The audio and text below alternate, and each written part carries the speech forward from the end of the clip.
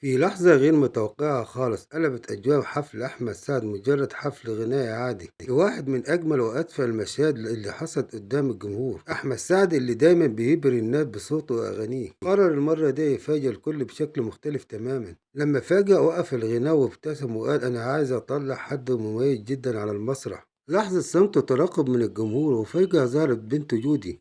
الأنوار اتسلطت عليه والجمهور بدأ يهمس هي هتغني، وبالفعل جودي مسكت المايك بكل ثقة وبدأت تغني، والمفاجأة الكبرى إنها غنت بالإنجليزي. صوتها كان ناعم ومليان إحساس، وثقتها هي واقفة قدام كل الأعداد دي ده خلى الجمهور في حالة انبهار. وفي ثواني بس تحولت حالة الهدوء لهيصة وتصفيق جامد جدا. ناس قامت من أماكنها وبدأت تسقف وتهتف باسمها، وأحمد سعد كان واقف جنبها باين عليه الفخر بشكل واضح جدا. عينيه كلها حب واهتزاز، وكأنه مش مصدق إن بنته بقت قد إيه بتغني قدام جمهوره الكبير بالشكل ده. والأجمل من كده إن التفاعل ما كانش بس تصفيق، لا الجمهور بدأ يغني معاها ويردد وراها الكلمات ويشجعها كأنها نجمة كبيرة بقالها سنين على المسرح. جودي ما توترتش خالص، بالعكس كملت الغناء بكل ثقة، وابتسامتها البريئة على وشها خطفت قلوب كل الموجودين. وحتى على السوشيال ميديا اللي بعد الحفلة والناس بدأت تتكلم عن اللحظة دي وتوصفها إنها واحدة من أصدق وأجمل لحظات الحفل.